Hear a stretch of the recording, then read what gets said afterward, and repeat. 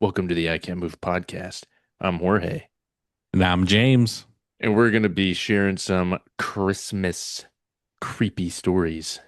Oh, yes. I'm excited to hear yours. I am too. I really like these kinds of episodes. I like listening to this is the kind of thing that I do on the day to day whenever I'm at work and I've got nothing Yeah. going on. I just like listening to scary stories and Yeah. Christmas doesn't change that. Get you in the mood That's for some right. dark stories.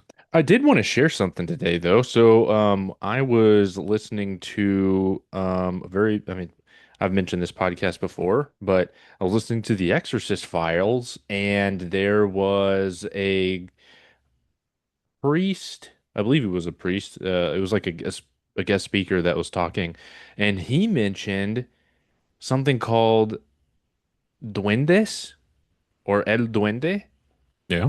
So I just went ahead and looked it up, and this is what I have. So there are parts of Central America, particularly Belize, where duendes are known by another name like Tata Duende.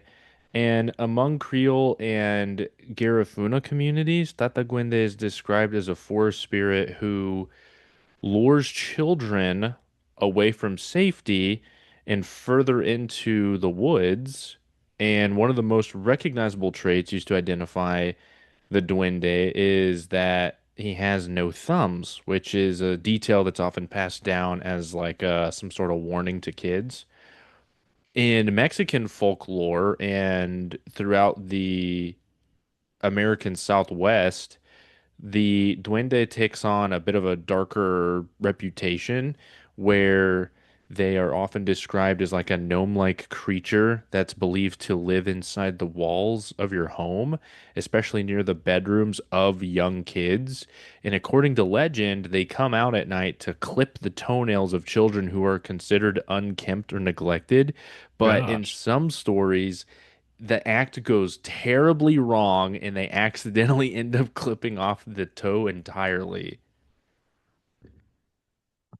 What a Dude, what a freaking like it's like La Llorona, but it's the next level. yeah. Oh, man. Um Another thing is that the belief in duendes is still very much alive among indigenous communities such as like the Mixtecs and Zapotecs of Oaxaca. In those regions, they are said to inhabit the moss-covered cloud forests high in the mountains, where there are places like where there's places where there's fog, silence, and dense vegetation, which makes it easy to believe the boundary between the worlds are thinning. And whether they're uh, whether they're protectors or tricksters, there's many traditions and things like that that have their own kind of interpretation on it. So I just thought that was really interesting. Mm. It's amazing how deep folklore goes with different people groups, Hmm. whether that's passed down from generations and how detailed the legends are. Being in the walls of your home with kids and clipping their toenails. And it's like, my goodness. Right. It's That's like, just no. yeah, La Llorona, like, I mean, how they still, they're pretty serious about that stuff. So, you know, just Well, in the amazes me. episode, I'm sorry, in the episode that I was listening to, the guy was saying that it wasn't like, oh, like it wasn't as if like it was just like stories passed down of like them just talking about it. It was like my grandmother or my mother saw them and it was like a very almost like common thing of like seeing them, which is bizarre. Hmm. But I guess it's kind of the same thing as like I think a while back I remember us talking about giants whenever we would have like our little meetups and whatnot. And I think there was like whenever we were talking about giants, there was conversation about how like there's folks in the Middle East who like see giants a lot. Like it's like common knowledge. Yeah, the all the cave systems in the Middle East. Yeah, Yeah, yeah, the giants that live in there. Yeah, and as we've talked about, the giant of Kandahar, right. which is a popular story and that came from special forces. But yeah, it's not hard to believe, really. Absolutely not. So, would you like to kick us off with the first story? Sure. All right. Okay. So my first story is called "The Lights on Hollow Ridge." Every Christmas Eve, the little town of Hollow Ridge held its candlelight walk. Families bundled up and climbed the snowy path to the old chapel ruins on the ridge, carrying lanterns and singing carols under the stars. It was said that the lights guided lost travelers home, and no one had ever missed a tradition in 100 years. This year, 12-year-old Mira went alone. Her grandmother who raised her had passed in November, and the house felt too quiet. Mira needed the walk, needed the voices of neighbors to fill the ache. The snow felt soft and steady as the group set out just after dusk. Lanterns bobbed like fireflies along the trail. Mira lagged behind, watching her breath bloom and vanish. Halfway up the ridge, the singing faded ahead of her, muffled by the trees. Then she saw the extra lights. Not the warm yellow glow of lanterns, but the cold blue orbs drifting between the pines. Dozens of them, silent and steady. They hovered at eye level, pulsing gently as if breathing. Mira stopped. The others were out of sight now, their voices distant. One orb drifted closer. Inside its pale light, she saw a face, her grandmother's, younger than Mira had ever known her, smiling the way she did when telling stories by the fire. Nana? Mira whispered. The orb brightened, and more faces appeared in the others. People Mira recognized from old photographs in her grandmother's album. Great aunts and uncles, a baby who died before Mira was born, neighbors lost to time, all of them serene, all of them watching her with quiet joy. They began to move up the trail, guided her onward. Mira followed, tears freezing on her cheeks. The snow no longer crunched beneath her boots. It felt as though she floated. The cold didn't touch her anymore. At the chapel ruins, the townsfolk waited, lanterns raised, singing Silent Night. But when Mira stepped into the circle of stones, the song faltered. Everyone stared, not at her, but past her. She turned. The blue lights filled the ruins now, hundreds of them, forming a perfect ring around the living. Faces upon faces, generations of Hollow Ridge, all gathered as if for one final Christmas. Mira's grandmother's orb drifted forward and hovered before her. A warmth spread through Mira's chest, like the memory of cocoa and wool blankets. She heard her grandmother's voice, not aloud, but inside her heart. We never really leave, little one. We just wait for the night the veil thins. The townsfolk stood frozen, tears streaming down many faces. Some reached out trembling hands toward the lights that held their own lost loved ones. Then, as midnight tolled from the distant church bell, the orbs rose slowly into the sky. They didn't fade, they simply ascended, becoming stars among stars, brighter than any Mira had ever seen. The snow stopped falling. When the group walked back down the ridge, no one spoke until they reached the town. From that night on, the candlelight walk grew larger every year. People came from miles around, hoping to glimpse the lights on Hollow Ridge. And every Christmas Eve, without fail, the blue orbs return, soft, silent, full of faces that death could not dim. Mira, now gray-haired herself, still leads the walk. She carries no lantern. She doesn't need one. The lights know her name. The end. Ooh. Yeah. So not super scary, but it's interesting. So the orb she saw, I remember hearing stories of something called ball lightning. Have you ever heard of that? No. So in a nutshell, ball lightning is a phenomenon where people literally see a ball of lightning. Doesn't have to be a storm or anything like that. Usually seen at night. and they can be deep in the woods, they can be at home. I know a woman who actually saw them. She went outside and they were floating around, and they'll come up to you. Sometimes people hear voices, sometimes not, but it's just a weird phenomenon. I know in Australia they have a legend of ball lightning. Now, I think they may call it something else, but they always say do not follow the orbs or the balls of light because they'll take you somewhere or they'll deliberately get you lost, which is interesting. So I thought the Hmm. orbs in this story, the orbs were loved ones past, but not every time. Yeah. And there is always like some sort of story behind like, the orbs or like a spook light or something like that. I remember whenever I used to live in Southwest Missouri and like the spook light stories were like always very popular. And I think Mm-hmm. with where I lived in particular, I lived really close to pretty much the entire four state area, just like with where I was at, and people would like go to, Oklahoma because Oklahoma wasn't that far. Kansas and Arkansas weren't that far away either. So people would go to Oklahoma and they'd try to look for the spook light or something like that. And there's always yeah, it's just there's always like some kind. I will say though, like whenever it comes to that, I think it's very interesting and cool. But if someone were to like try to ask me to go and see one or whatever, I'd be like, no, Pass. I'm good. Yeah. It's our ancestors. I'm like, I don't think so. Okay, well, good for you. Yeah.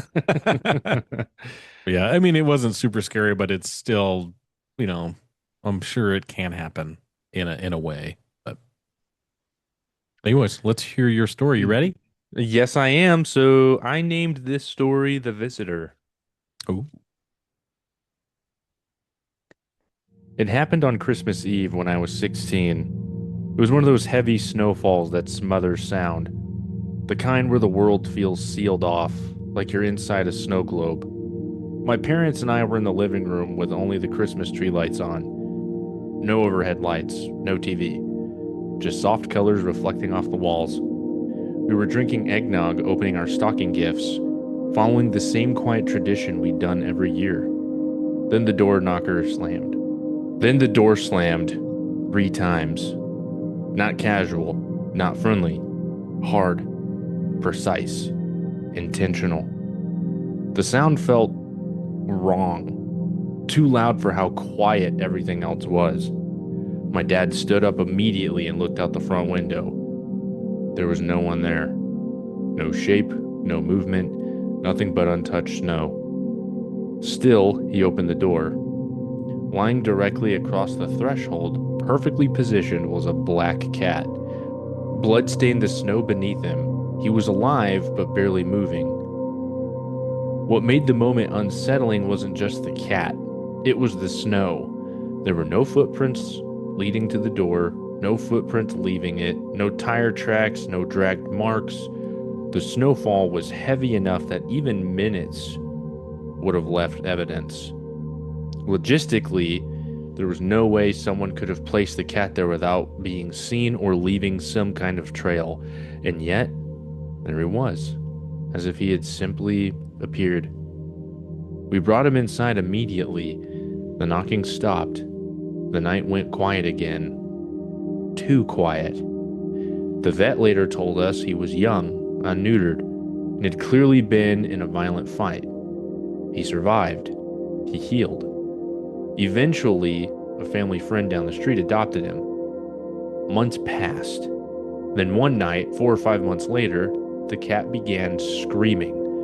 Not meowing, not crying, howling, screeching. A sound so frantic it pulled the entire house out of sleep. He wouldn't stop. He ran through the house, clawing at doors, throwing himself against walls. That's when they smelled smoke. An electrical fire had started in the garage. One of the cars was already burning. There were fuel cans, chemicals, everything you don't want near a fire. Because of the cat, everyone woke up in time. They got out. The fire department arrived before it spread to the house. They were told later that if they'd slept even a few more minutes, the outcome would have been very different. After that night, they stopped calling him Shadow. They renamed him Clark. He lived a long, peaceful life, gentle, affectionate, and protective, but none of us ever forgot how he arrived. On a silent Christmas Eve, summoned by three violent knocks, left on a doorstep without a single footprint in the snow. And sometimes, the thing that saves you is something that was never supposed to be there in the first place. I thought that was wild. Um, I like how the emphasis on the knocks and there's no footsteps Yes, and no kitty prints either, correct? none. Yeah. Well, I mean, the cat didn't do them dirty. That's for sure. You know, like it wasn't, it saved them from a fire, electrical fire. I think the one thing that disturbs me the most is when it says that the cat's like screaming. I don't even know what that's supposed to sound like. I already know what they sound like whenever they're fighting each other. It sounds terrible. That's what I thought of too, because it's kind of like screaming, a feline screaming. You ever heard a bobcat or mountain lion? Yes. Yeah, it sounds like a woman screaming. A Yeah. house cat, it still sounds. We've all been woken up in the middle of the night by two cats fighting outside, and it sounds wicked. Yeah. So, It's way different from like hearing dogs fighting. I mean, whenever you oh hear two yeah, dogs fighting, your immediate response is just like, oh crap, you feel like you got to get in there. If you yeah. hear two cats, it's like, whoa. You grab a long object so you can keep them away. Yeah. No, very interesting. Very, very mysterious. Mysterious. Mysterious. All right, man. I am ready to hear your second one. All right. My second one is called The Whisper in the Whiteout. Black Lake, Minnesota was cut off by Christmas Eve. A blizzard had rolled in from Canada, dumping 3 feet of snow overnight and dropping the temperatures to 20 below. The annual family gathering at the old cabin was down to just Sarah and her brother Micah this year. Their parents, stuck in Minneapolis, flights canceled. They made the best of it. A straggly pine dragged in from the tree line, strung with lights, powered by the humming generator, a frozen pizza for dinner, eggnog spiked with whatever whiskey was left in the cupboard. By midnight, the wind howled like a living thing against the logs. The windows were frosted solid. Micah stepped outside to check the woodpile, lantern in hand. Sarah watched from the door as his silhouette vanished into the swirling white. He was gone too long. She pulled on her parka boots, grabbed the shotgun their dad kept over the mantel, just in case, and followed his tracks. They led past a shed into the dense pines that ringed the lake. The snow was drifting fast, already softening the footprints. Micah! Her voice died in the storm. Then she heard it, a whisper. Not the wind, a voice, thin and dry as dead leaves, speaking words she almost understood. It came from everywhere and nowhere, threading through the trees. Hungry, so hungry. Join us. Sarah's breath plumed in front of her. The temperature seemed to plunge another 10 degrees in seconds. Ice crackled on her eyelashes. Ahead, between two towering spruces, something moved. It was tall, impossibly tall. Gaunt limbs like frozen branches, skin stretched gray and tight over bone, antlers of jagged ice crowned a skull that was almost human, but the eyes were black pits, and the mouth was a ragged tear filled with needle teeth. It stood on legs that ended in cloven hooves sunk deep in the snow, and it stared at Micah. Her brother knelt 10 feet away, lantern dropped and sputtering. His parka was half unzipped despite the cold, as if he no longer felt it. His head was tilted, listening. The thing leaned closer, its breath a visible cloud of frost that carried the stench of old graves. One skeletal hand reached toward him. Sarah raised the shotgun and fired. The blast roared, scattering snow and pine needles. The creature didn't flinch. It turned its head slowly, unnaturally far, and fixed those empty eyes on her. The whisper returned, louder now, inside her skull. You feel it too. The hunger. Christmas feast. Micah stood. His lips were blue, but he smiled. A wide, unnatural smile that wasn't his. Sarah backed away, pumping another shell. She fired again, this time at Micah's feet. The snow exploded. He stumbled but didn't fall. She ran. Behind her, the whisper became a chorus. Dozens of voices, all starving. She burst into the cabin, slammed the door, threw the bolt. The generator coughed and died. The lights went out. In the sudden dark, the fire in the wood stove glowed like a dying eye. Hours passed, or minutes. Time blurred in the cold. Dawn finally filtered gray through the frosted windows. The storm had stopped. Sarah huddled under the blankets with the shotgun across her lap, crept to the door and opened it. The snow was pristine. No tracks leading in, no Micah. Only one thing marred the perfect white, near the tree line. A single set of prints, long, thin, ending in points, leading away into the woods. And from the pines came the faintest echo, carried on the still air. Merry Christmas. We'll be back next year when you're hungrier. Black Lake Cabin has stood empty ever since. Locals say if you drive past on Christmas Eve during a blizzard, you might see flickering lights inside and hear thin voices whispering through the snow, inviting you in for supper. Ah! Oh! Yeah, I think that was a good old fashioned skinwalker. Yeah. Did you say lifeless eyes, or what did you? What was it? Lifeless eyes? Or it said like, bl I think I said blacklist. Let's see here. Black pits. Is that what you're thinking of? no, the eyes, because it described the eyes, and I just that part was like just really creepy. Hmm. I don't. It just says it was tall, impossibly tall, gaunt limbs like frozen branches, skin stretched, gray and tied over bone, antlers of jagged ice crowned a skull that was almost human, but the eyes were black pits, and the mouth was a ragged tear filled with needle teeth.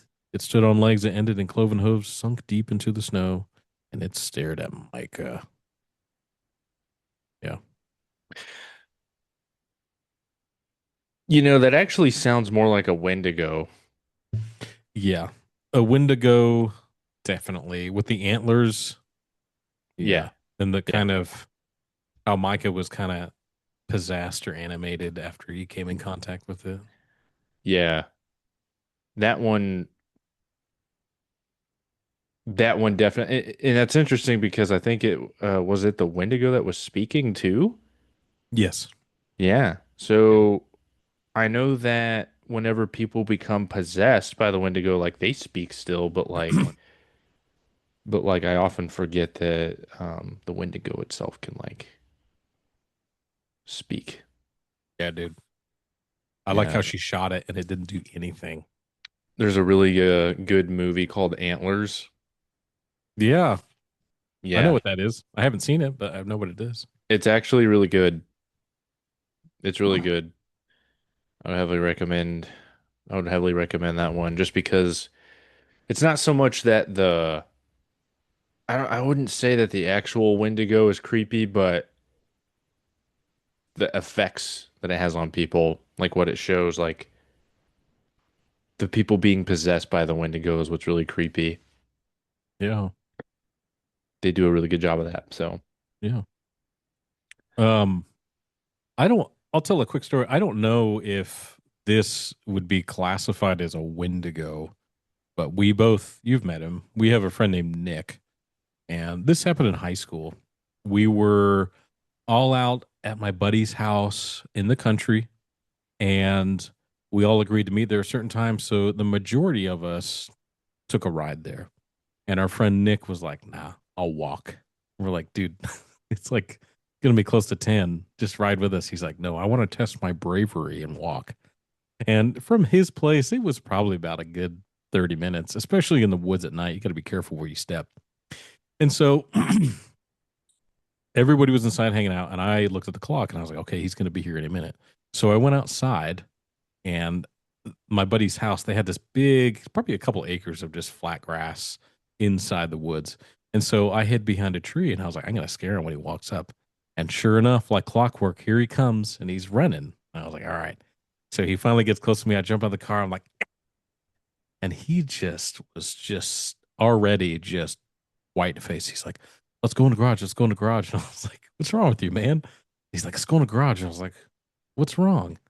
And he'd just go. And we went inside the garage and I was like, dude, it was just a joke. And he's like, it's not that. I was like, then what is it? He's like, I saw something out there. And he was catching his breath. And I was like, what did you see? And he said, as he was walking through the woods, before he got there, he was kind of crossing behind a soccer field. And he noticed to his right, probably about, I don't know, 30, 50 yards, there were two red eyes. Now, I asked him the specifics. I said, what do you mean red eyes? Like dots or what? He's like, no, like human eyes that would be all red, but that was it. And Nick is 6'4". So he said the eyes were probably about his height. And he looked over at it and he noticed them. And first he thought they were taillights or something because they were farther away. But as he was walking, he said he suddenly felt the urge or the feeling of fear.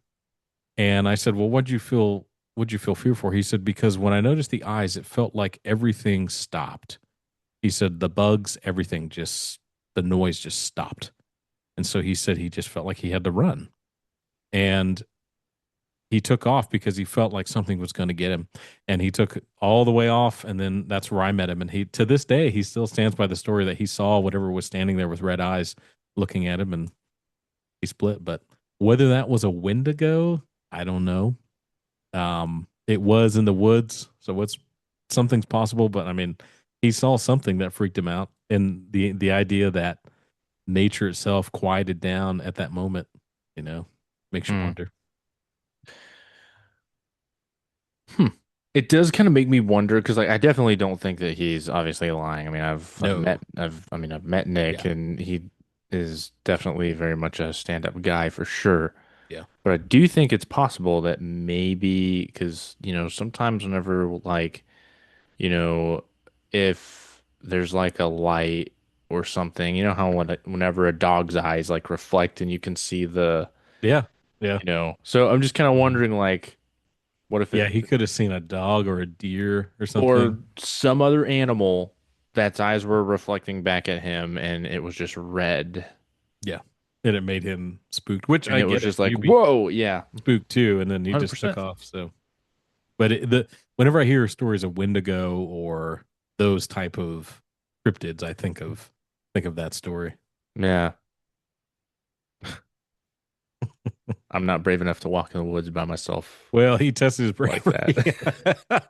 I guess he passed, but Or I he just remember didn't. he was freaked out, dude. He was Yeah. he was tripping, and he had to calm down before we get inside because he didn't tell the others. He was just like pacing in the garage. I was like, "All right, man, just relax. We're here now." We're like the Yeah. Lost Boys. If it comes up, we'll just get a bunch of hammers and shovels and beat it to death. Yeah. Well, no, he definitely did show that he was brave. Um, Intelligent? I don't know. No, I'm just kidding. Love you, Nick. Shout out, Nick. Shout out. Shout out to Nick. But yeah, All dude, right. you ready for your next story? I am. I named this All right. story The Woman in White. Oh, In the mid 1980s, the Reyes family Christmas party stretched deep into the early morning hours. Laughter had faded, music had gone quiet. By the time the guests left, only the hum of cicadas and the distant bark of dogs filled the neighborhood. Inside the house, the lights were dim, decorations still glowing softly. Before turning in, Marisol Reyes and her cousin Elena carried a bag of trash out of the front of the house. The street was calm, empty, warm despite the late hour. Across the road, beneath the pale glow of a streetlight, someone sat near the gutter in front of the neighboring house. A young woman. She was smiling. Marisol recognized her immediately, or thought she did. It looked like Lena, the neighbor from across the street. Relieved, Marisol lifted her hand and waved. The woman waved back. but her smile didn't fade. As Marisol turned to go back inside, Elena grabbed her arm. Hard. That's not Lena, Elena whispered sharply. Marisol looked again. That's when she noticed the hair. It wasn't shoulder length like Lena's. It wasn't styled or tied back. It fell straight down, long, dark, and impossibly long, reaching all the way to the woman's ankles. She was wearing a long white sleeping gown, the kind that dragged close to the ground. In the humid Philippine night, the sight felt wrong, uncomfortable, unnatural. The woman didn't move. She didn't stand. She didn't speak. She just sat there, smiling. Marisol and Elena screamed. They dropped the trash and ran back into the house, slamming the door behind them. The locks were checked. Lights were turned on. No one slept easily that night. The next morning, curiosity and fear pushed Marisol to ask around. That's when she learned the truth. Lena and her family had left days earlier. They were spending Christmas in the province. No one had been home across the street that night. Marisol never saw the woman again, and while she never claimed to know what they had seen, she never forgot one detail. In a tropical country where nights are thick with heat and air barely moves, no one sits outside at dawn in a long white sleeping gown. Mm. What did she see? Also, just fair warning or just full disclosure, I guess. Uh, all the names that were originally in the story, they were all changed. Roger that. It sounds like a doppelganger to me. Ooh, that's a good one. Yeah, You know that's what a I mean? good Because it theory. looked like, Yeah. oh, that's not her. And yeah, Yeah. great point at the end. No one wears clothing like that when it's hot. No. Yeah. It did kind of make me think of the ring though. Yeah, the black hair and the white. Yeah. I mean, you can't see it, but I'm peeing my pants right now. So, There's just a big wet spot right there. yeah. No, I mean, it's, yeah, the ring is, I'll be honest, dude. We bring that up a lot. And I think that film had a spell in it or something because it's just terrifying. I don't know anybody that kind of looks at that film and just like, ah, that wasn't scary. I mean, it was really, really terrifying. Hmm. But anything that has to do with that kind of look is just really gives me the heebie-jeebies. Yeah, I watched the movie in its entirety for the first time like several weeks back, and I don't know if I'm just numb to stuff like that. I mean, something has to, I think something has to be horrifying on like a psychological level or horrifying on a spiritual level. And I don't mean like, because there's some people that are like, oh, well, any movie that has demons in it, I can't do it because it scares me. Like, not that, because there have been movies that have been there's been like demons in it, but like they didn't scare me because it was just dumb, like the way that they went about it. But um, I would say like Hereditary definitely left me like disturbed whenever I walked Yeah. away. It was the first time I watched Hereditary, I left the movie theater scratching my head, and then the second time I watched it, I think I actually grasped uh the movie, and I was so disturbed, man. I don't think I can watch I couldn't Yeah. watch the movie ever again. Yeah. So it has to be Definitely psychological and I guess super super like demonic, I guess. I agree. Watching it in the movie theater, you really put yourself in a position to be stuck because we've all been to a scary movie. You're like, you don't want to get up and leave. You want to be coward. Coward. So it's funny how you just kind of imprison yourself in a movie theater when you're watching something. I think the last scary movie I saw in the movie theater was The Woman in Black with Daniel Radcliffe. And that was like, wowzers. Oh, I haven't watched that one. I'm gonna Oh, dude. we could probably do an episode on that, just that. But I mean, it's Interesting. really Okay. scary because a lot of the scenes are just Daniel Radcliffe in that house. I would say the last really scary movie I watched was K-pop Demon Hunters. You're like, I couldn't sleep. I couldn't do it. The music was so good.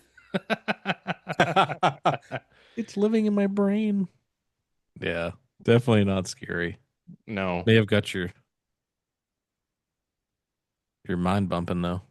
That sweet music. Uh, there is no denying that the music is very catchy. That Yeah, they definitely grab you. they did. But I'm one of those few people that's not a fan of it. Hmm. If anyone has a problem with that, you can ask me about it.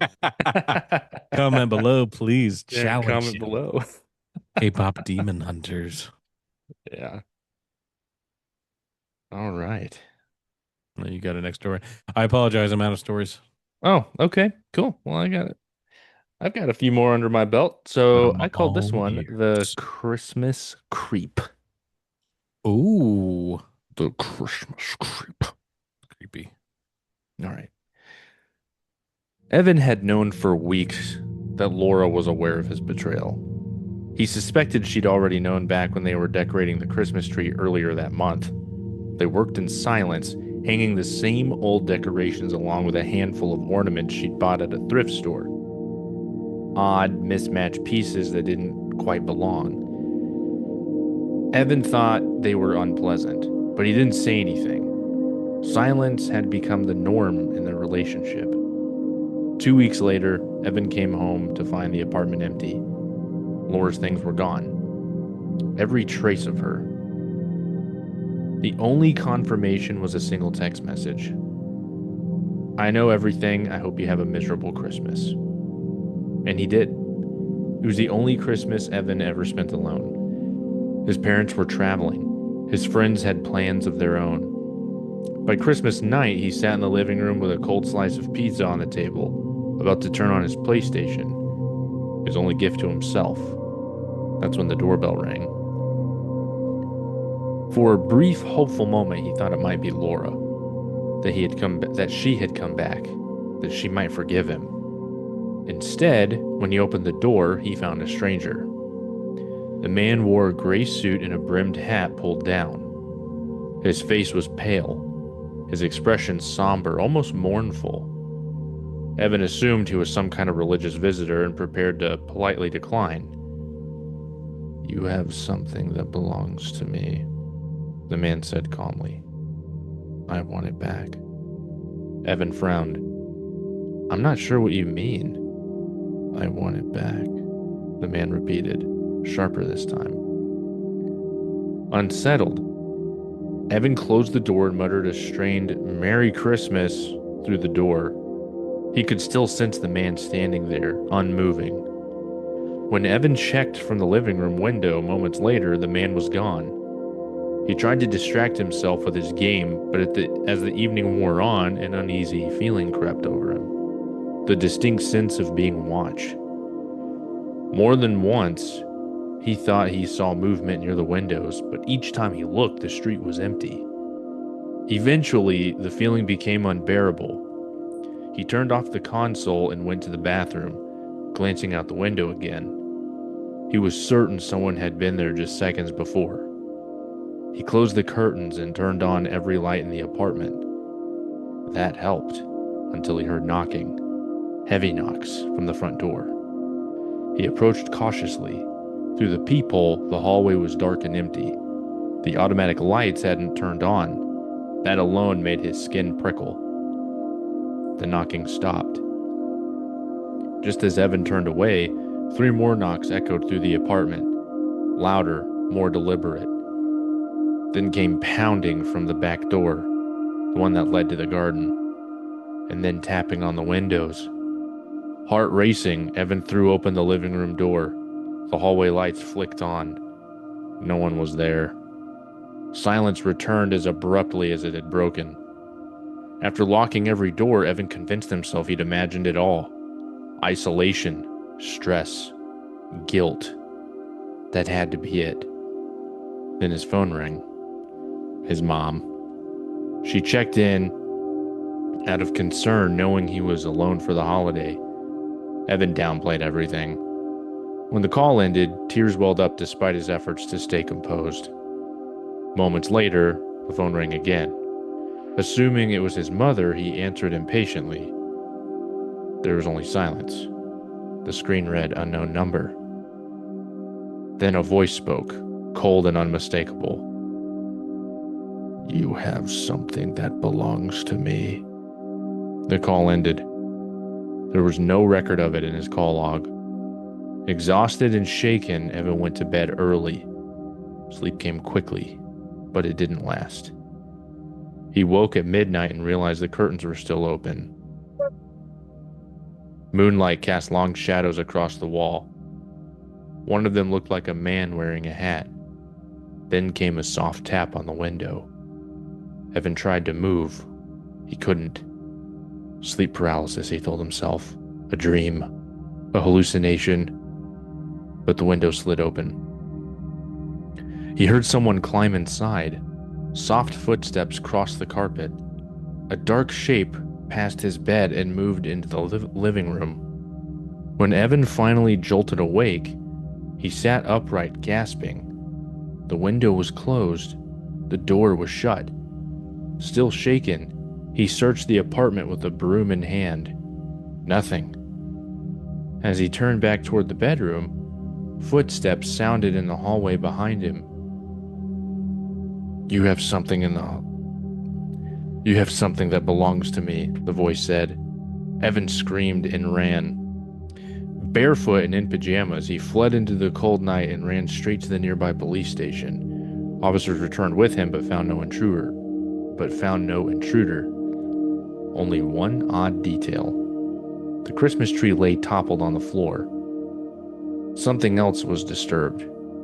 After the officers left, Evan lifted the tree back upright. One ornament had fallen free.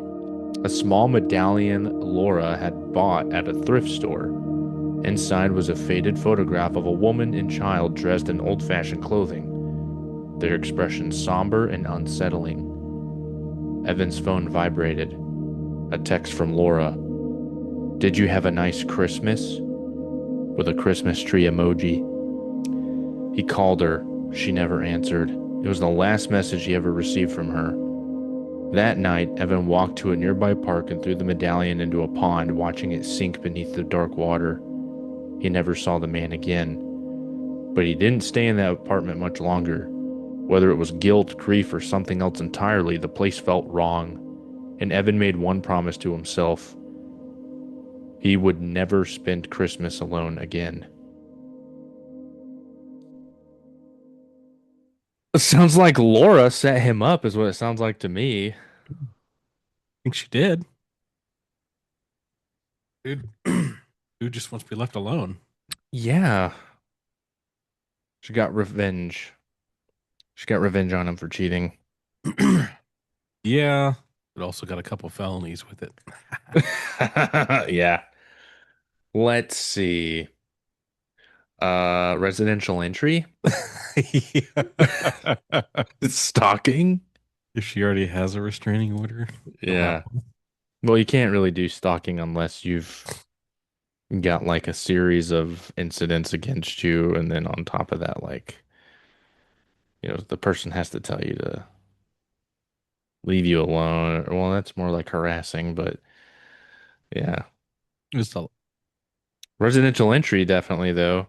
So this is the last one, and just a little caution here. This is viewer disc or listener discretion is advised. oh, yes. All right, I'll take my So, headphones in. so definitely like if anyone's listening with their family, I would say just caution there is mature content ahead.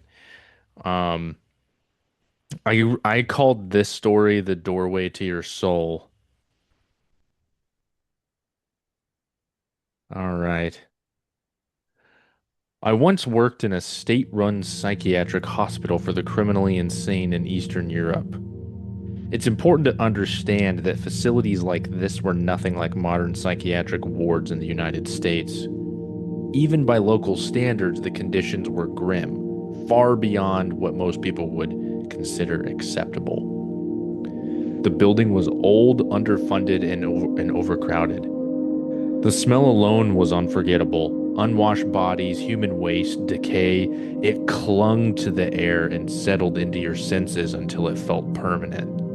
Many of the nurses were small, soft spoken women. The orderlies, by contrast, were massive men, built like wrestlers, chosen more for physical strength than training.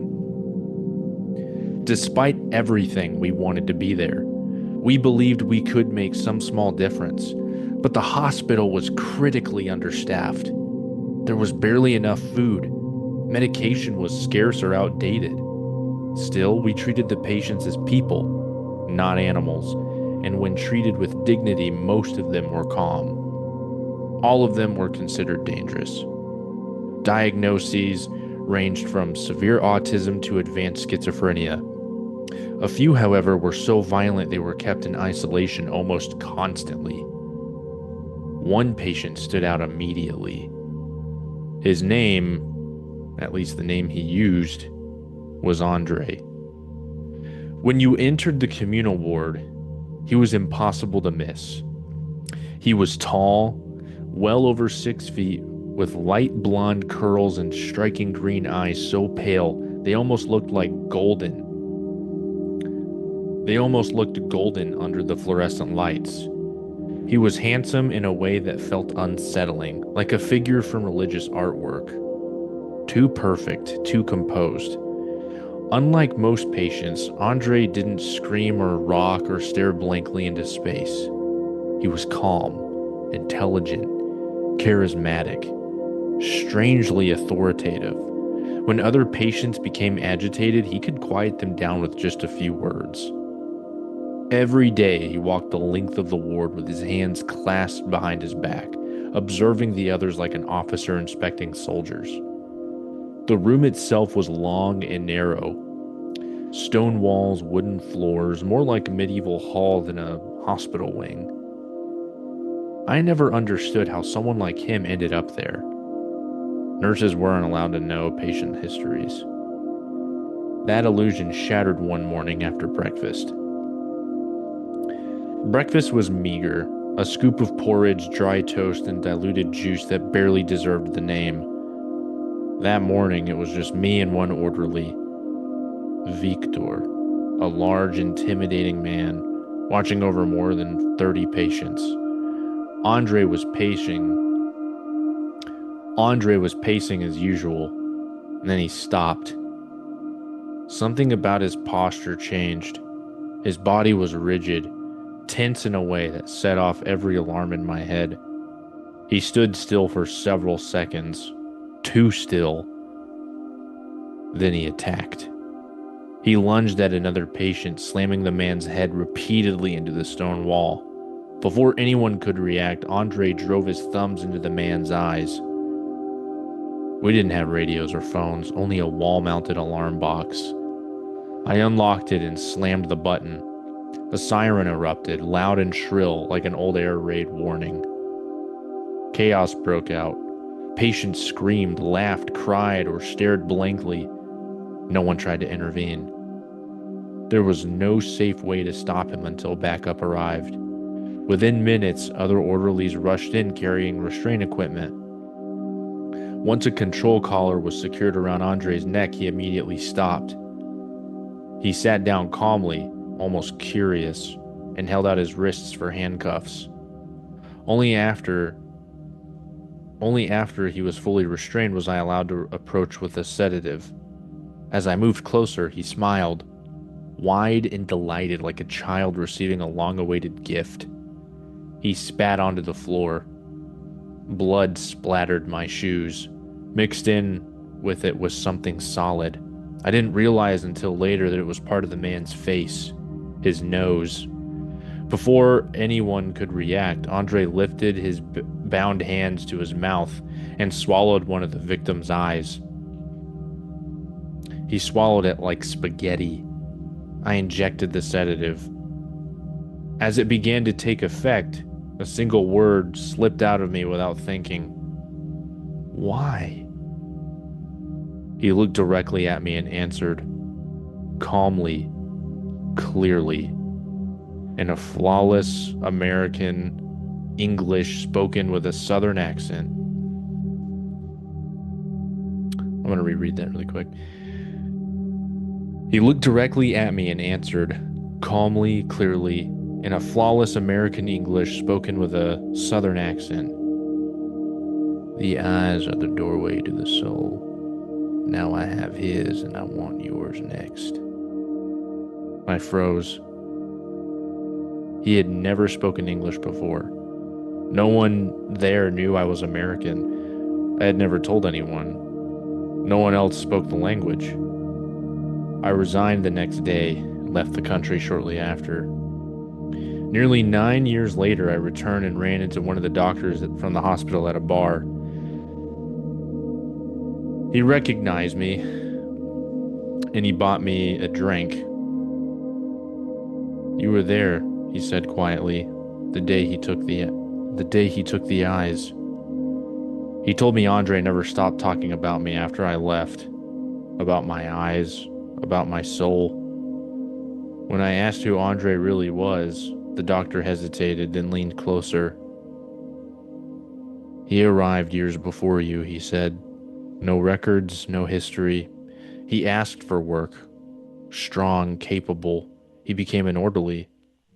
After a few months, he told me he needed to become a patient. I refused. Andre insisted. Eventually, he stopped leaving the ward. He slept there. He helped calm patients. Then one night, an elderly patient died in his sleep. By morning, Andre was sitting on the bed, blood on the corner of his mouth. The man's eyes were gone. He said he had seen the soul, the doctor whispered, and taken it. Andre had many talents. He played piano beautifully. He drew like a Renaissance artist. He spoke more than 9 languages, solved complex equations effortlessly. When asked how he learned these things, he smiled, and he said he learned them through the souls of others. I don't know what Andre was. I only know this. I never wanted him to look at me again.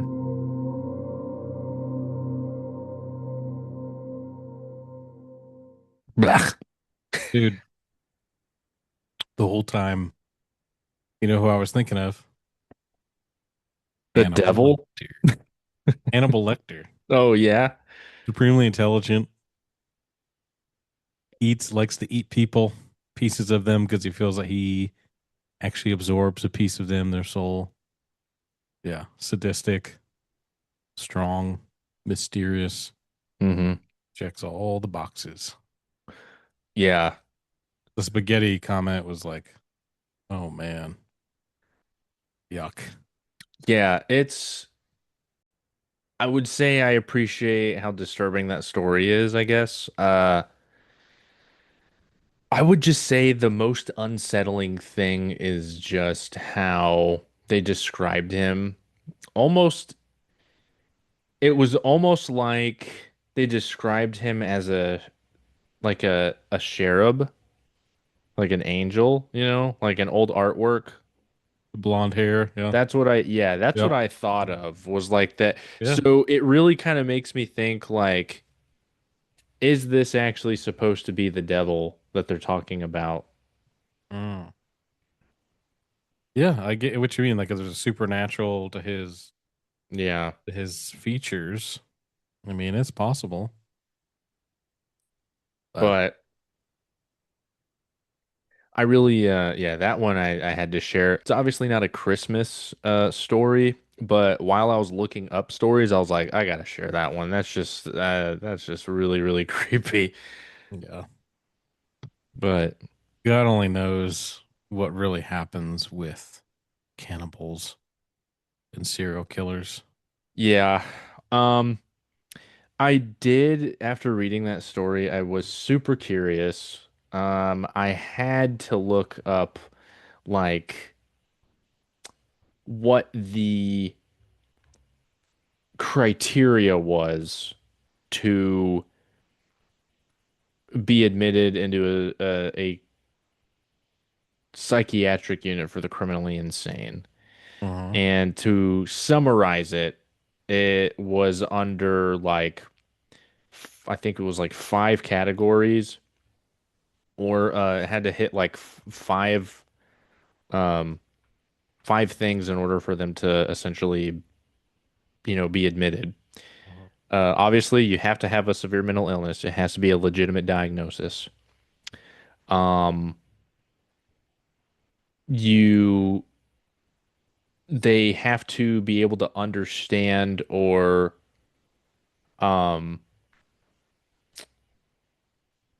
or control their actions at the time. So essentially, the people that are diagnosing you, they have to understand you whether or not the individual that they're diagnosing was able to understand what they were doing, understand their actions at the time that they did them. So yes, they have to be evaluated and confirmed by experts, by mental health experts. They have to be deemed dangerous or incompetent, and it has to be ordered by a court. A lot of And boxes, dude. yeah, and also, I guess uh, to plea for insanity in order to avoid going to prison is extremely hard. It's like less than 1%. Interesting, because you hear all the time people who commit heinous crimes, oh, they'll plead insanity, and it's like, surely they can't. They can't do that. Well, yeah, no. The kid, like Nick something.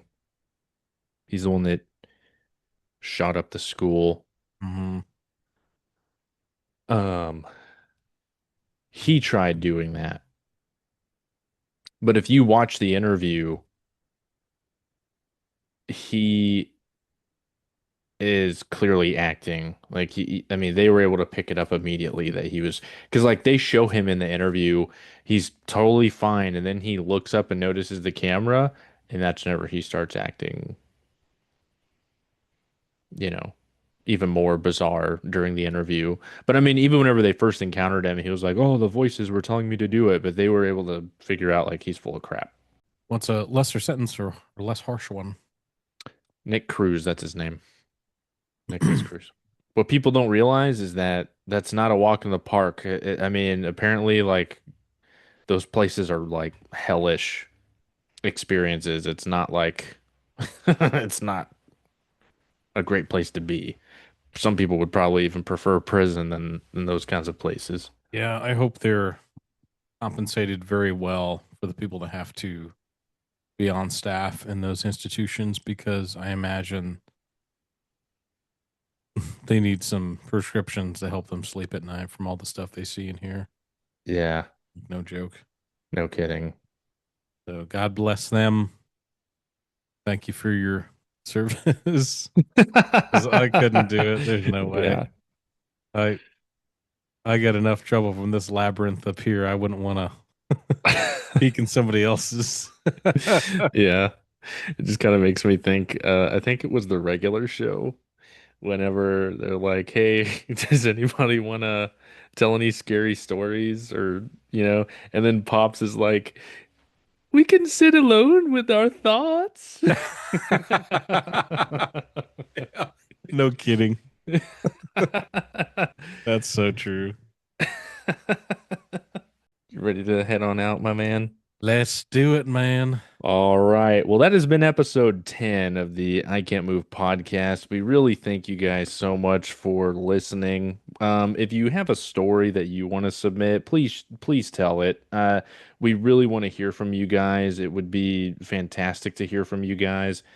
Any kind of experience is perfectly fine, just as long as it is a legitimate experience. It is highly, highly welcomed. You can email us at icantmove@yahoo.com and you can submit your story there.